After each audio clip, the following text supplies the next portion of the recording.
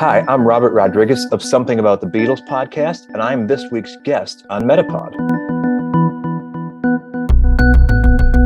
You're listening to MetaPod, where we unpack the web's most interesting podcasts and the stories behind them, hosted by Wendy Morrill and Kevin May.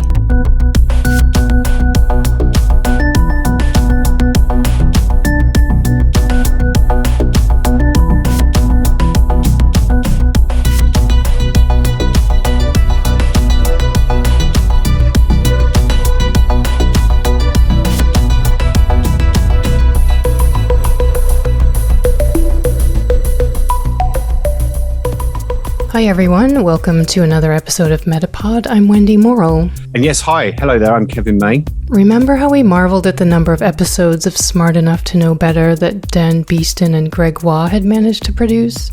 Yeah, well that's actually up to 186 now, which is pretty great going, really. And that was on the broad subject of science, with so many elements to pick and choose from, in a way. Now I know where this is going, as our guest this week is Robert Rodriguez, who has, just checking my notes here, created a podcast of 232 episodes and counting. Yes, that's 232 episodes on a single subject, the Beatles. Now that's right, so Something About the Beatles is everything you wanted to know about the 60s pop and rock phenomenon, and probably heaps more that you didn't realise that you needed to know. We spoke with Robert in March this year for MetaPod, not long after Peter Jackson's Get Back was released, as you'll hear in our interview. Okay, let's start the tape.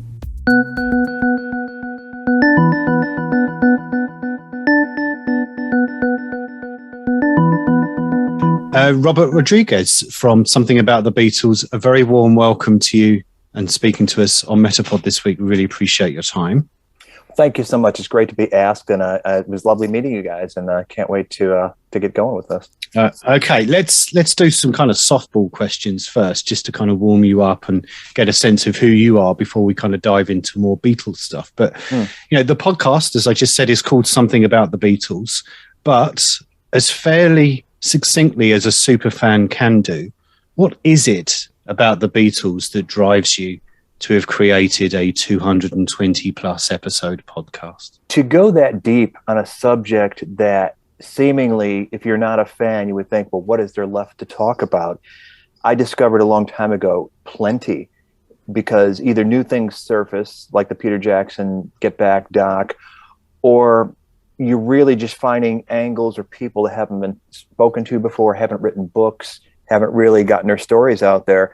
And a big part of what I try to do as a goal is, it's not just, there's plenty of podcasts out there, especially now, and there weren't when I started, on the Beatles, and not having listened to them. So I'll give you that caveat right off the top, because I just don't have the bandwidth. You know, I need my ears if I've got the time to be editing or recording the next show. So I don't really have that kind of time. I do have the impressions from what I see and what I hear from other people that a lot of them are sort of opinion-driven shows, or, you know, focusing on a single album or a single project. And that's great. There's an audience for that. What I like to do, though, is sort of the same approach I took to my books, and that is try to get the history right. Don't make too many assumptions about things, especially if you've seen it coming out of any number of books through the years, or from the mouths of the surviving Beatles themselves or other writers, because they got the story, their own history, so wrong so much of the time. And a lot of what gets put out there is self-serving. A lot of it doesn't stand up to scrutiny. And to me, their story is such a miracle of two world-class songwriters existing as teenagers in the same town, fortuitously brought together. And it's like the big bang of 60s culture, those two meeting. And everything that sprang from that. It's like the reality is plenty miraculous enough. I want to get the history right, because there's so much that from their story and what sprang from it, as fans, we're always looking to get to the bottom of, well, why did this happen? What led to this? You just want to connect the dots and reach some kind of insight with it. So to that end, I guess what my show boils down to is trying to bring in people that might have some kind of insight.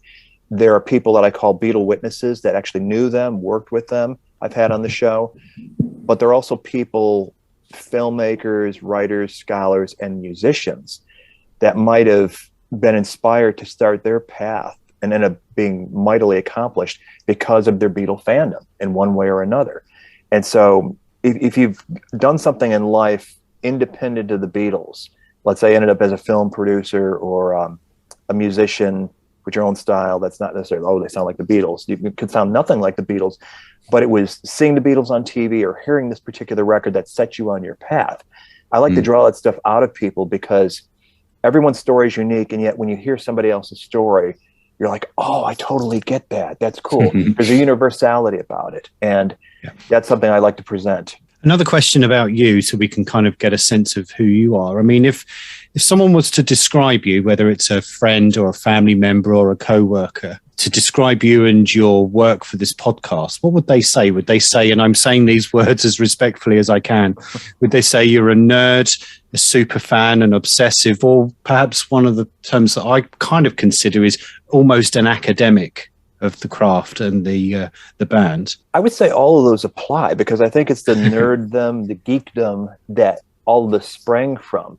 I would say to anybody that asked when I started to write my books, especially when it's something that's so well covered in literature, more so now than it was when I started out, it's like, why another Beatle book? And the answer is always, well, because nobody wrote the book I really wanted to read, which kind of deconstructed the story down into digestible pieces. And that was what I sought to do, as well as contextualize, because the further you are, that serves the history to have some distance.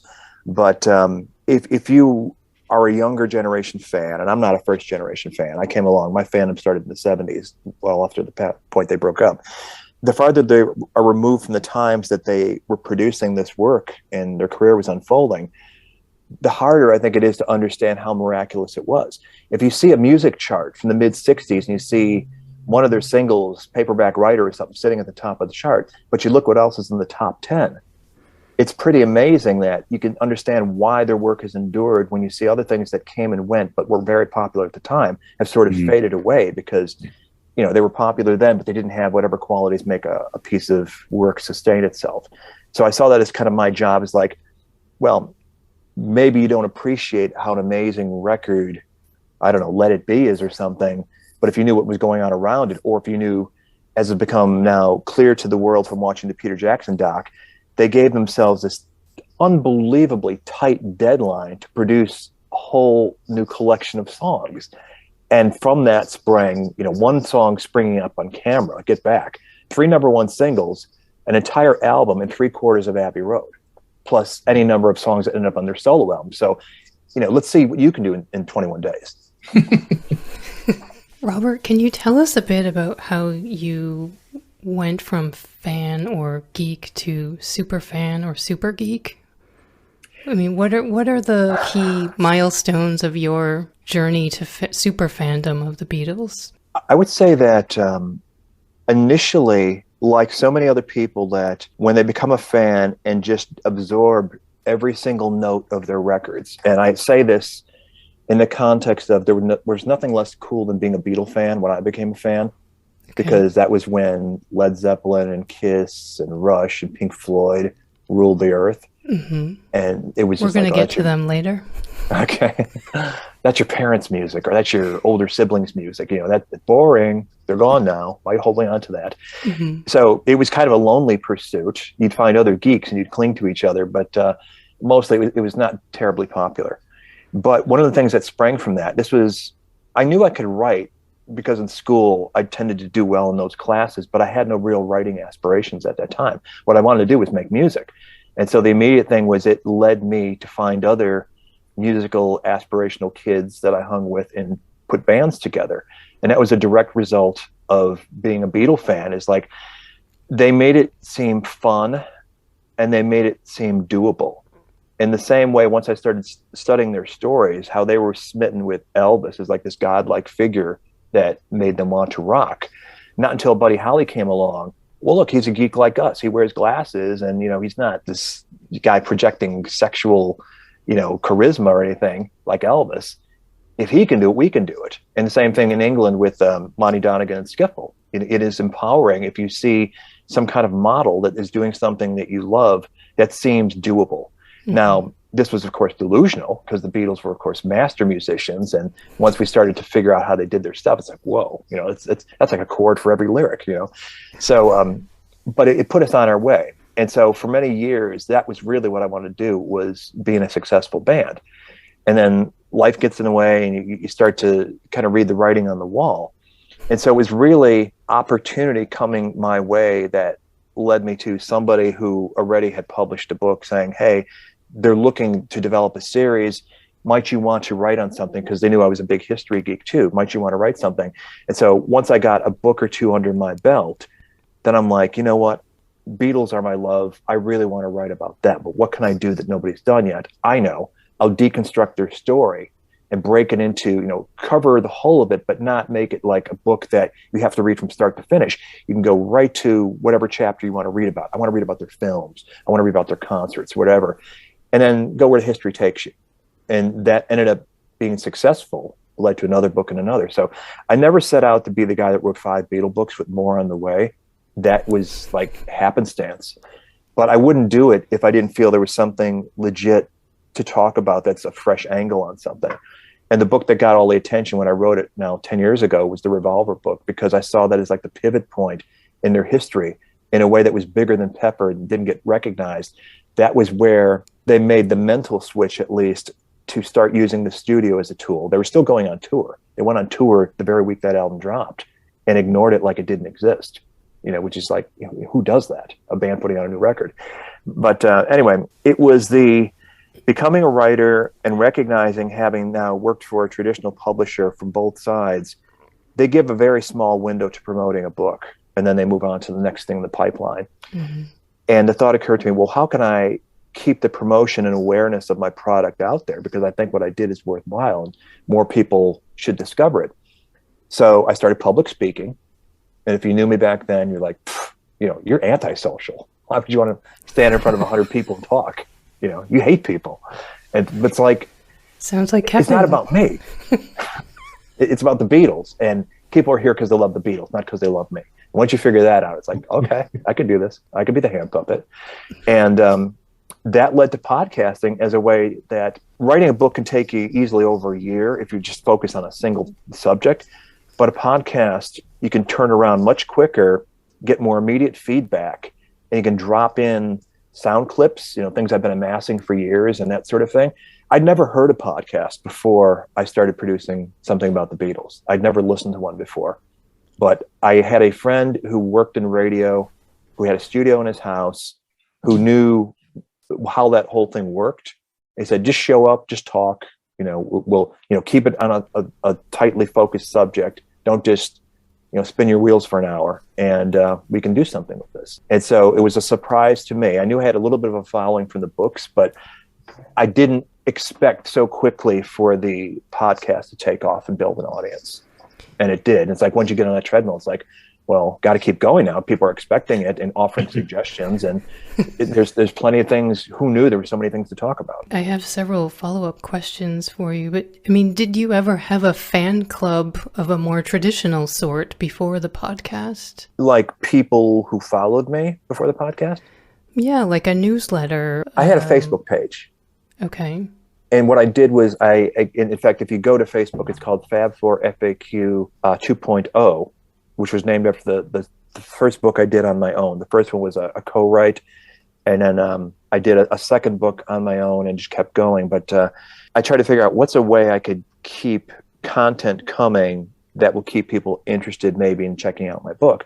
And so I just figured on the format of an on this day in Beatle history, do some kind of post. And then I expanded to rock history, because come to find out, not every day on the calendar the Beatles do something worthwhile. And so I figured, yeah, I know, right? But since I'm all about context, it made sense for me, because then I can, if I focus up to 1980, which is the year John died, and when that second book is the cutoff, at least I can present what was going on in the world that all four of them operated on. So, Dire Straits comes out with their album this day, and Wings is on the chart too. It made sense to me. It's like, oh, people can connect the dots and say, this is the environment that they were operating in. So it was sort of an extension through the posts of what I was doing in my books anyway. So this was before the podcast. I did this in 2010. I didn't start the podcast till late 2013. So no pre-internet fan club type activities? No, just whatever I did on Facebook, because, social media was still certainly new to me. It's taken me longer to really start to figure out Twitter and Instagram and YouTube. So more of that is coming, but that's relatively recent because it takes so much bandwidth just to produce the show and to do them at the level, at the quantity I like to do. So that was really in the public speaking, because I hit like every library in the greater Chicago area, developed a series of programs, and they kept having me back to do different evenings of Beatle presentations. As part of your fandom, are you a collector? Good question. I know plenty of people that are, to the extent that if it has the name Beatles on it or their image, they want it. The toys, which are like bottomless and things like that, or the records. My God. I stopped once I had like stereo and mono pressings of all the US albums, and I had all the English catalog and Japanese pressings and the odd foreign ones. But mostly what I collect in Beatle world is paper, whether it be books or rock mags of the 60s and 70s, because to me, it's information. And it's also, for writing my books, people always ask me, did you interview Ringo? Did you interview Paul for your book? And it's like, no. And I had no interest in it because they're not going to give me anything valuable. It's more about bragging rights, really. But they're such pros at their PR. They're not going to answer anything meaningful, and they are going to give you the well-rehearsed take they've been telling for years on anything. Well, what about Blackbird, Paul? And, he'll trot it out word for word. And that's not valuable to me. I'd rather go to the source of what they were saying about their particular art at any given time before the history set in, before they knew how it would be judged. And there's plenty of that. They gave press conferences at every city they toured in, talked to the press all the time. The English music mags of the time, NME and Melody Maker and Disc, full of interviews. So that's the kind of stuff I collected. And that, to me, was a lot more useful for doing my thing than anything they would tell me now. You've mentioned in one of your episodes, and I can't remember which one of the 200 or more, that there are bands that you like, but you don't necessarily care for the fan base of the band. I was kind of wondering if Led Zeppelin was one of those, but couldn't you give an example? And maybe, how is the Beatles fan base different or unique than other fan bases, in your opinion? It covers a lot of ground, for sure. It's not monolithic, not like any group. And that's a funny quote to throw at me, because that's like one of the most off-the-cuff random observations I've made on the show. But it's absolutely true. But it's a funny thing. But as far as the difference in Beatle fans, I've met them in every kind of context. I've met them any number of times face-to-face in my live talks, at Beatle conventions, at symposiums at universities, which is maybe a different kind of crowd. The people that write in about the podcast, because I get a pretty robust commentary every time a show drops, both on social media and on the website itself. So I hear from the fans and I interact with them as much as I possibly can. And I recognize they're all over the spectrum. The thing is that they mostly, especially if they follow my work, they want to know the truth. They don't want the sugarcoating. They don't want the myth. There are other platforms that will serve their needs. So if they listen to me and they've listened to more than one or two shows, they know that that's what they're going to get. It's some kind of honesty. So they're okay with that. They recognize I love the Beatles, even if I'm criticizing Paul in a particular episode or something like that. They know it comes from love, and that I'm invested in getting their history right. And it's not gratuitous slagging. It's not bitchy like the press can be just to generate headlines or whatever. I don't play that game just because it's not fun. But in general, I would say there's a lot of what we would describe as hippie values to Beatle fans. Love and peace, love is the answer, embracing things like meditation, vegetarianism, things like that.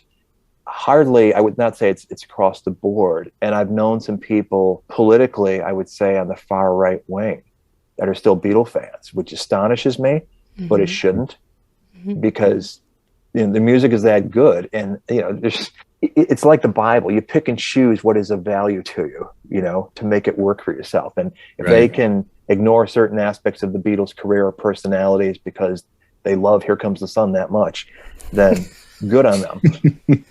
But I describe it as like a secular religion, is Beatle fandom. Right. Let me just follow up on something that you mentioned to Wendy just a moment ago. Have you actually ever approached any of the surviving band members to be interviewed on the show? And if not, based on what you said just a moment ago, have you ever had any feedback directly or indirectly from them about something or a subject or a particular episode?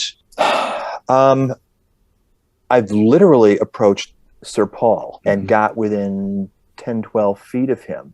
It was not to invite him onto the show per se, but I had my Revolver book and I was going to give it to him. And this was it was not even after a concert, it was after a sound check that he did the day before his concert in Chicago at Lollapalooza. And I managed to finagle an invitation into it and sat through it, which was the most amazing thing on earth. And along with the other handful of people, got backstage before his security guy made it clear in no uncertain terms where to go, when to do it, like immediately. So I didn't get to, I made eye contact. I've made eye contact with Yoko before, but part of the purpose of the show is you want to get the history right, and you don't want to go for the big name just for the sake of it. If Ringo said, I'd love to come on your show, I'm not going to say no to him, but I know what it's going to be about. It's going to be about whatever his new project is, whatever his new album is, whatever he wants to talk about that. And I'm fine with that. But there'd be part of me that's like, can we talk about something cooler right now? But I know that that's not going to happen. They're not going to answer any question either because they don't remember or they're not necessarily interested in that moment. They're interested in whatever they're promoting at that moment. So as far as feedback goes, as far up the food chain as I've gone might be Paul's brother, Mike McCartney, known as McGear, who's been on the show. And I have to think from some of the guests I've had on the show that Apple as a Beatles entity must surely be aware of it, because I'm not the invisible man. I'm out there. When there's been, like, for instance, when it was the 50th of Revolver, I was interviewed in Esquire magazine about it, and the show had already been, well underway at that point. Peter Jackson now, I'm on his radar. He came on the show. That got a bunch of press. And so I have to figure that they are aware that this entity is out there, produced by a guy with the same name as a film director. And maybe they think it is the film director and they leave me alone. I don't know. When I was trying to find you on LinkedIn earlier today, I got the director before I got you. I do apologize. But now you're on MetaPod, so there's no confusion. Indeed. Yes, indeed. Turbo. Over the course of, we keep on saying 220 plus episodes, are there opinions or views that you had early on which through your interviews with people and or your research that have changed? Oh yeah, for sure. Can you identify a particularly strong one or noteworthy one? There were shows that were done early on, I think, just for the sake of trying to cover a subject, not knowing how long the show would go on. And maybe this is the juncture to point out to people that for the first 122 shows, I had a guest, or I had a co-host that I started the show with. He was an English writer with some fandom, of course, and his point of notoriety at that point was being best friends with the guy who's regarded as the premier Beatle historian in the world, which is at least how people tend to think of him, whether such a title exists or not is in the eye of the beholder, Mark Lewison. And we did the first 122 shows together, and in those days, we didn't necessarily have guests. Sometimes we would, sometimes we wouldn't. It'd be more sort of back and forth, your side of the pond, my side of the pond, examining, diving into a subject together. So in those shows, I don't want to say I disown them, but because they were done so early on and the show has evolved to a different place, I could never bring myself to go back and listen to them for sure. But I am aware that some things were done for fun. For instance, we did talk about Pete Best, and back then, being more, especially when you got a partner that's going to egg you on to go places that you wouldn't necessarily go on your own, there was a lot of frivolity to it. And I would be a lot more studious about it than less making fun of the guy now, reproaching. In fact, I did, because David Bedford, who's another Beatle historian based in Liverpool, did a whole book on the history of the Beatles drummers. And he came up with a very unique thesis on Pete Best and his presence in the band. And as a drummer myself, I don't completely buy that Pete was a perfectly adequate drummer, but I wouldn't mock him openly either. He did the best he could, and has been gracious about what the world has thrown at him for the last 60 years. So, and maybe it's just maturation on my part. Another subject, and I pulled the show at one point because, again, it was with the previous iteration of the show. I don't know that I necessarily stand by what I said then, just because things might have been a little more black and white. And the more I progressed down this rabbit hole of trying to take the historiography more seriously and hold it to a standard, was a show we did on Yoko Ono. And I've been dying to re-examine that, because not that I necessarily got the history completely wrong, but I think there's a lot of nuance to bring to it. Things are not black and white, for sure.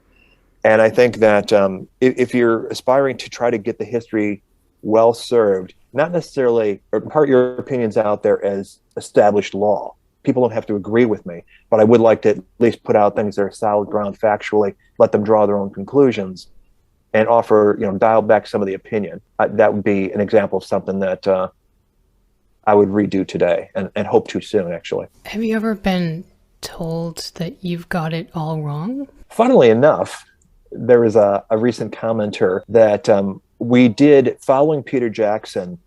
I knew even before Peter Jackson sort of manifested himself that once the Get Back documentary came out, I've got in the listenership and people that have become friends of mine personally, a number of people that were in successful platinum selling bands. And I knew they were all Beatle freaks because they came to me and said how much they loved the show. And some of them had been on the show before. And I wanted to convene a panel on people that, you've lived this life. You've been a successful rock musician, putting out album after album, going on tour. You've lived a latter day version of what the Beatles went through on some level, not to equate them on any level, but certainly more than me and 90% of the listeners out there. So I'd like you to come on the show and give me your insights. What did you pick up on watching the 8 hours of the Get Back doc? And it was a wonderful three 1-hour episodes of that. But anyway, somebody wrote and goes, "You guys, in my opinion, don't know anything about the Beatles." Okay, duly noted. I think that we can move. I think we can move quite nicely on now to the Get Back film, and we'll start off by asking you if you worked for RobertEbert.com, which is the famous film critics. Now, he's now passed away, but his kind of legacy lives on with a film reviewing site. What would you give Get Back out of 10 if you were a reviewer for that website, and why? I think I would give it a 10 as filmmaking, as film craft, because certainly it suits my demographic as a hardcore Beatle fan. If I were to judge it for the casual fan, I would have to probably dial that back to maybe 6 or 7, just because I think unless you're as interested in seeing and understanding all there is about the Beatles, it may be way too much for you. But as I can't be who I'm not, and I'm not that person. I'm a hardcore Beatle fan that would have happily sat through 50 hours of that stuff and not, maybe sustained interest in some points through take 30 of Long and Winding Road as other times. But just because it's the kind of thing that just in the 8 hours, every time I watch it, I pick up on something else. There's just so much there. And this is coming from a guy who studied those tapes for years and years and years, minus the visual for a lot of it, for sure. So, and also knowing what I know about what he had to work with and what exists, and also what he left out. Thinking as a filmmaker, I can't really disagree with any of his choices. Right. Which is to say, maybe calling it a documentary might be stretching the boundaries of the term, because there's definitely some finessing there. I don't want to publicly say everything I know about, well, that's kind of a distortion here, because while that might be factually true, I also get to look, he is a filmmaker. He did exactly what you do as a filmmaker to really put something in there that you're going to feel an emotional connection to. And I totally understand both. When you've got that low-hanging fruit as a filmmaker, you're going to go for it. And also the fact that, as he said on our show, there might be conversations that went on for an hour or over a couple of days where you have to boil it down to get to the highlights of it for it to make sense. Now, one thing I can share that if you guys have seen it, I'm sure a lot of your listeners have, one of the amazing moments that he presented so beautifully was the flower pot conversation. Yeah. The conversation as depicted with John and Paul after George quit, where they're being uncommonly frank with each other, safe in the knowledge they have no idea that Michael Lindsay Hogg has planted a bug there. They don't think they're being filmed or taped. And so they're talking freely with each other in a way that you don't normally catch. And a lot of people ask this, and we talked about it in the show, is that you wouldn't know it if you didn't know what we know. And that's during that conversation, it wasn't just those two. It was John and Yoko and Paul and Linda and Ringo. But it's only John and Paul that he focused on that part of the film. I get that. As a filmmaker, it makes sense. Keep it tight, keep it focused, cut out the distractions. But if you're trying to tell the true history of things, you might have made a different decision, because maybe some other things coming from other people might have been worth putting on the table. Yeah. Personally, I think Get Back is an extraordinary piece of filmmaking. I think it's just terrific, and I would like to watch it probably multiple times. Equally, your interviews with Peter Jackson were excellent. Thank you. Not least because I just love listening to Peter Jackson talk. I've watched far too many hours of him talking on the DVD extras for the Lord of the Rings films. So I'm a big admirer of him, and I thought your interviews with him were excellent. But my question really, Robert, is there anything through your conversations with him or your viewings, I'm assuming it's plural, of the film now, that you think, I didn't know that? As he said in the conversation, and he's dead on, to state the obvious, if you read the written word, you've got one version of things. When you hear the audio, you're going to get a lot more nuance and understanding of it. And the example I used in that conversation was Lennon Remembers, which I thought was absolutely brutal the first time I read it as a young fan. Then you get the audio, and it's like, oh, he's making a joke here. He's being dry here. He's, something that gives it a different spin that's beyond the printed page. Now add the layer of the visual to it. And so things that I'd heard the audio of forever as part of these bootlegs that we've been studying, now getting the visual, it's like, oh, I didn't picture it this way. Oh, I see their facial expression. Oh, this, so you get a different layer of meaning out of it. So there was plenty I already had familiarity with that. Now getting the visual, I get a deeper understanding. Something else as a general observation is that we kind of know, and we've talked about it in the podcast over, I don't know, half a dozen episodes, maybe more than that, when we talked about this project. But we know at that point in the Beatles' career of George Harrison's dissatisfaction with his role in the Beatles. They're keeping it a closed shop. They're not being as supportive of his new material, which is top rate at that point. He's on fire as a writer in January 1969. And all this, plus the stuff happening off stage in his personal life, leads to it coming to a head on the 10th, and he leaves. And no intention necessarily of coming back. But what I got more of a sense of in watching this, and it's the stuff that's not apparent on audio tape, it's the seeing what's going on in the room, is how much they really did treat him as the younger brother. Yeah. Where something's going on, and he, as the interested party that he is, wants to make every record great, whether it's his song or not, is coming out left and right with all these great suggestions of finessing this material. And sometimes they engage him and sometimes they don't. A lot of times I picked up on that sort of family dynamic of the younger siblings struggling to get the attention of the older siblings. It's like, wow, this is so graphic. Just last one on this, really. I mean, how do you think the film would have turned out in the hands of a different director? I mean, I'm thinking of somebody who's done other long form documentaries like Ken Burns or, I don't know, Werner Herzog or somebody like that. Do you think it would have been treated particularly differently? On my notes here, I did put jokingly Michael Bay, but I don't think that's particularly. More explosions. Ken Burns' haircut notwithstanding, I'm not sure how big a Beatle fan he is, but I think that is the key to this is Peter Jackson's Beatle fandom. He made this as one of us, I think, and that's why it is 8 hours long. I mean, he said as much as, they said there wouldn't be an extended cut, so he just went for it and hoped they wouldn't notice, and that's pretty much what happened. And that's kind of the same as he did with Lord of the Rings, the 6 films that he made for those, because he was a fan and he just wanted to dissect the work. Sorry, I interrupted you. No, not at all. But that's exactly, it's making the point, is that I think he wants somebody who is a passionate fan of the subject to get their hands on this. And so I don't know about those other directors. Yes, they are great craftsmen and storytellers.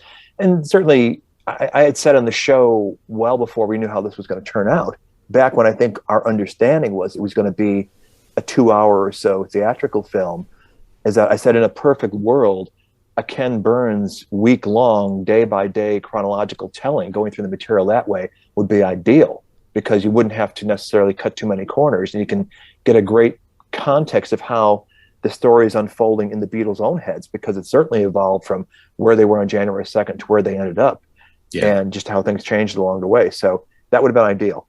I think that given what we have, he was the best choice for it, as a passionate Beatle fan who wanted to err on the side of too much rather than too little. Just to mention one other film that I personally liked was 8 Days a Week by Ron Howard. And the experience, the live experience and the touring experience that's focused on there. And the most memorable part to me was that just the overwhelming sound of the screaming fans at Shea Stadium, and that making it quite difficult to actually perform on stage. Are there other films that you like a lot? I don't know if you guys will remember this, because it's been out of circulation for years and years, but before the anthology came along in 95, the best thing that we had as far as a telling of the Beatles story was something called Complete Beatles, which came out in 1982. It was narrated by Malcolm McDowell. And because it wasn't the Beatles attempting to craft their own narrative, this was like an outside filmmaker making it. It had a lot of perspective from a lot of relevant people around the Beatles, like a Derek Taylor, Jerry Marsden, George Martin, people like that, Alan Williams. So it was really a broad telling and contextualization, and it was the best thing we had for years and years. I think because they were limited in access to what they can get their hands on, it therefore was limited in scope in a way that anthology wasn't, because the Beatles had been acquiring all this stuff and basically got their hands on absolutely everything. But that's the trade-off, when if they're going to be the ones controlling the narrative and they've got all the goodies, you know, if you're the one that wants to come along and have access to this stuff, you're definitely going to feel the weight of what story it is that they want to tell. Now, we did a show on 8 Days a Week, and I think I'm happy to hear you say that you liked it, because I think that it definitely has a place out there in filmdom for maybe an entry level into the Beatles story. Maybe the people that aren't going to sit through the however many hours of anthology it is, you know, because that was like a 10 DVD set when it came out, and that's a lot. You know, out Peter Jackson is Peter Jackson as far as that goes, and there's still so much more to tell. But we as hardcores thought that they'd been shortchanged in 8 Days a Week, because it seemed to sort of bounce all over the place instead of really drilling down on the subject. I could have done without the celebrity talking heads. Mm-hmm. There's plenty of people, witnesses that I've had on the show, like Debbie Gendler, who was in that audience in the Ed Sullivan Show, whose fandom had preceded their arriving in America because somebody brought her a copy of the UK Please Please Me album. You know, her story is a profound one. There's other people like that. So that's the thing that gives me hope, you know, as far as going forward with both the podcast and whatever I end up doing, is that I think there's plenty of stories that haven't gotten the attention, that haven't been watered down, because that's the thing about Apple and the Beatles projects is instead of going archival in a way that the hardcore fans would like, they seem to want to swing for the fences with everything they put out there, like a Beatles 1 CD, which just the singles, the number one hit singles, instead of something going into the album tracks that are far more representative of their career, you know, to really give justice to their story.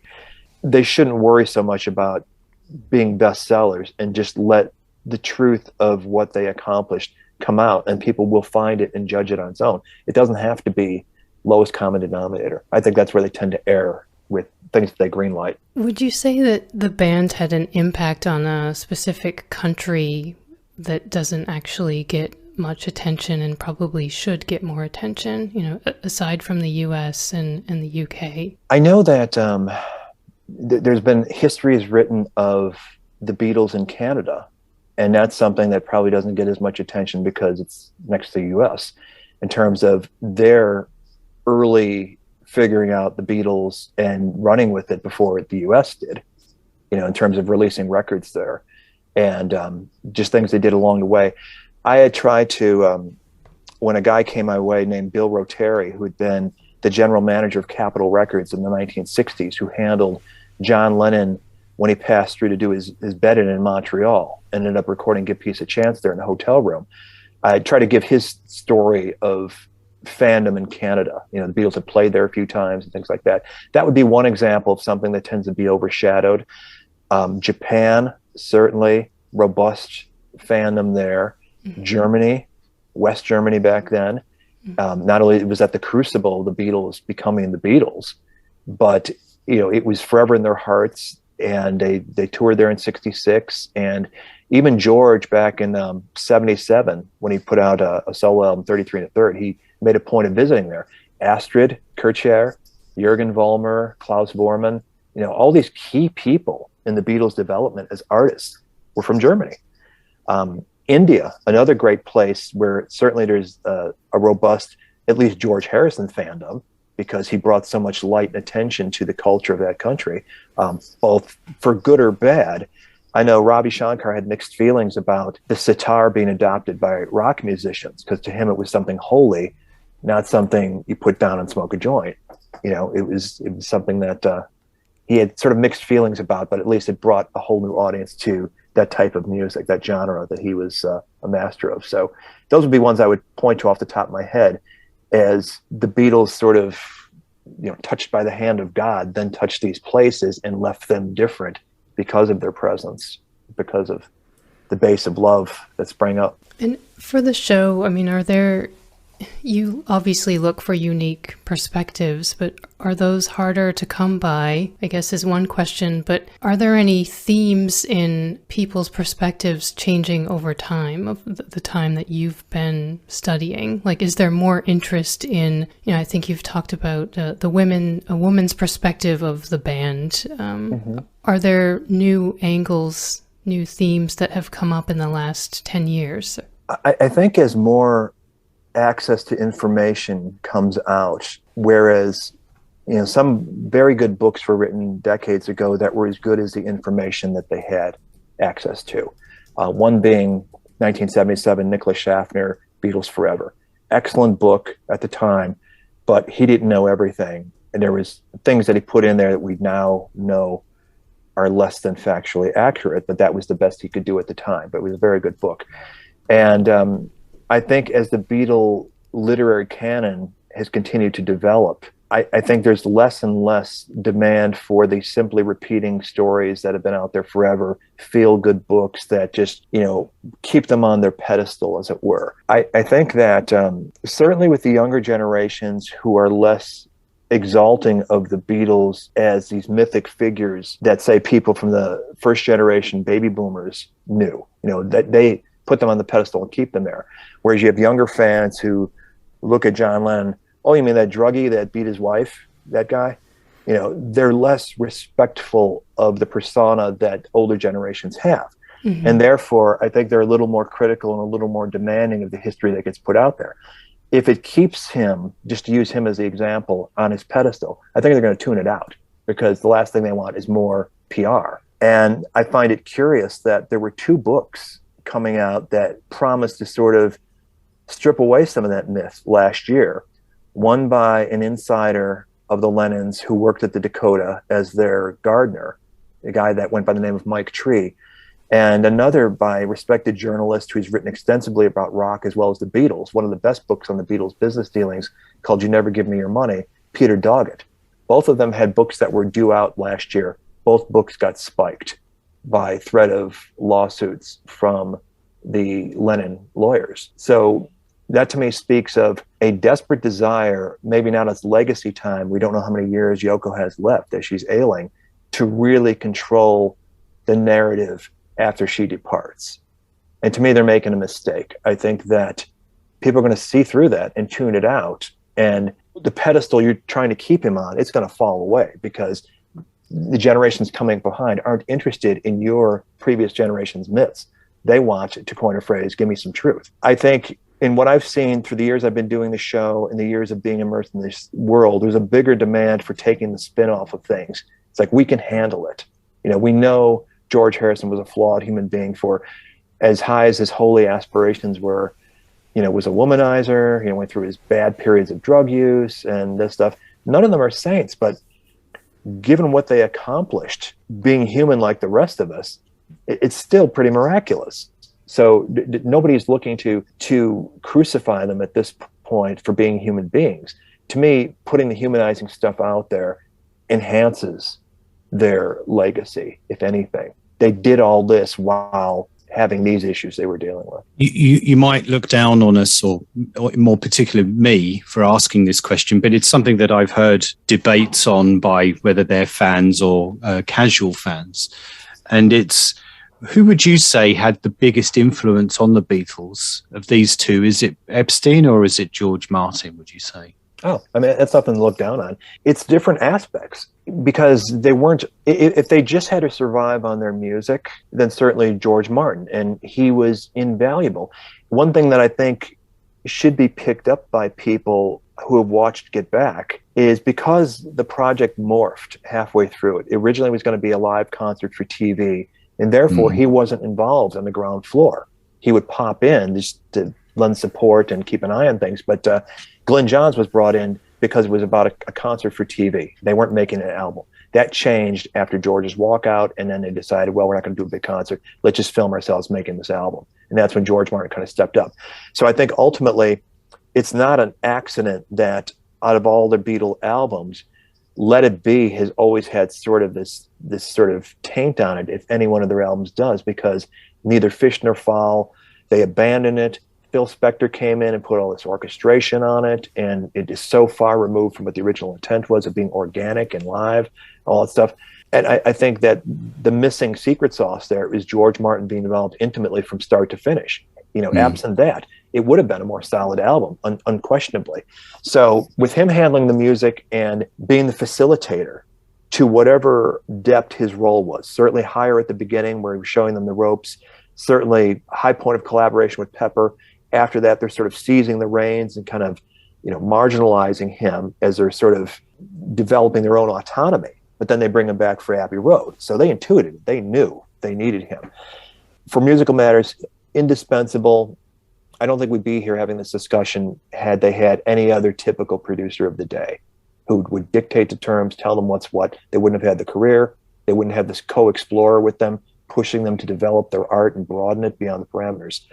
But none of that would have happened absent of Brian Epstein, who... Oh, I'm glad you said that, because I don't feel so silly asking the question now. Oh, not at all, not at all. I mean, it's silly in that, why does it have to be zero sum? Why is it one or the other? All this fifth Beatle, who was the fifth Beatle? Was it Billy Preston? Was it, whatever.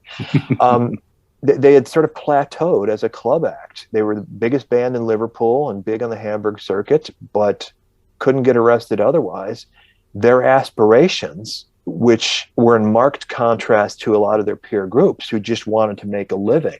You didn't hear Jerry and the Pacemakers saying they want to be bigger than Elvis, or, the big three, we want to be the Goffin and King of England. The Beatles absolutely right out of the gate had these high aspirations for themselves. And they were the only ones that believed it. There were plenty of other people that liked them, would help them, like an Alan Williams. But it took a Brian, this guy who had failed in his previous creative endeavors, that found in them the perfect vessel for achieving his flair for presentation, for engagement, and just everything that had sort of been thwarted in his background to that point. They were the perfect vehicle for it, and so it was a match made in heaven. And absent his vision in, Lennon would chafe at, he knocked the edges off and put us in suits and made us safe, and we didn't swear on stage anymore and all that stuff. Well, you're the one that wanted to be a millionaire. You're the one that didn't want to have to get a real job. You're the one that wanted to be bigger than Elvis. That was the key to it. That's the trade-off. If you're not happy, you can give your millions back. But, he made it happen. So wearing that tie wasn't that bad deal, was it? And so that it was a masterstroke. And there's plenty of people that will look at it in purely monetary terms. Well, he cost them millions, and he, signed all these bad deals and all this other stuff. He was writing the script as they were acting it. Okay. He learned from it along the way, but everybody else benefited from the door he kicked open. Okay, so our last couple of minutes here, and we're going to try and do some, I think the phrase is some rapid fire questions, and we'll see how you get on. Okay. So, Robert, the first one will be from me. Do you have a favorite Beatles cover by another band? Ooh, that's a tough one. I would say, if I had to give a quick answer, because it's a favorite artist of mine doing a favorite song of mine, Peter Gabriel, Strawberry Fields. Okay. I'll give you mine because Wendy and I were discussing these beforehand. Mine is Dear Prudence by Susie and the Banshees. Oh, very good. Okay, Wendy? Happiness is a Warm Gun by the Breeders. Excellent. Okay. Very good. Robert, the first album that you bought with your own money. The Red Album. Okay. 62, 66. That was the gateway drug. Okay. If you could travel back in time and watch one Beatles show, which one would you like to have seen? Star Club. What year was that for the unknowing that are tuning in now? It would be, they did 3 different stints in 62. I would say the one in December of 62 that got recorded. So Ringo's aboard. They've got Love Me Do out and release. So it's the turning point. That's where they're segueing from being a club band to a recording artist band. And so seeing them at the tail end of that, by all accounts, they didn't want to be there. They want to be back in England, but they had this contractual obligation. You listen to those tapes, they don't sound like a band going through the motions. They're on fire. Right. Yeah. Next question. Do you dream about the Beatles, Robert? With all due respect to Mr. Sheffield, probably not. I mean, they pop up sort of in the background every once in a while, but I've never, that I recall, have a dream of like interacting with them as people or anything like that. Okay. No nightmares. Okay. That's what I'm like. Okay, and the last one then, Robert. So you've been given the very awesome task by NASA of creating a time capsule that's going to be sent off into space. What album, track, and Beatles film made by them would you put in it for some distant life form to find and digest? Interesting. So album, track, and Beatles film. Album track. Tomorrow Never Knows. Album, okay. And a track. Oh, okay. Revolver. Mm-hmm. Tomorrow Never Knows. Okay. And film. Yeah. I would put Magical Mystery Tour in there. Why? To confuse people. Maybe they can figure it out. Oh yes, it's with great clarity. This is what it means. Well, good. Explain it to us. Robert Rodriguez from There's Something About the Beatles. Thank you so much for joining us on MetaPod this week. We really appreciate your time, and we'll see you again. My great pleasure. Thanks, Robert. Thank you. This is fun.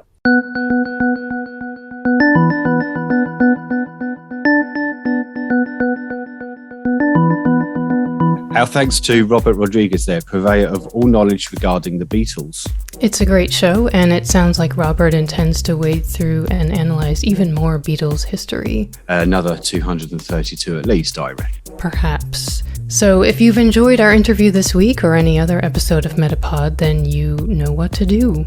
And if you don't know, here's a quick reminder. Please go to the place where you listened to this episode and leave us a review. But please, only the good ones, and always rate us highly too. That's it for this episode. Thanks for listening, and we'll see you next time. That's it for MetaPod this time. Thanks for listening. MetaPod will be back soon with another unpacking of the web's most interesting podcasts. But in the meantime, make sure to subscribe at any of the usual places you find your other favourite podcasts. We'd hate for you to miss upcoming episodes, and we'd love it if you left us a review.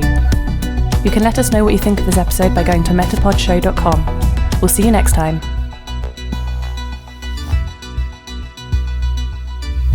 MetaPod is produced by Wendy Morrill and Kevin May.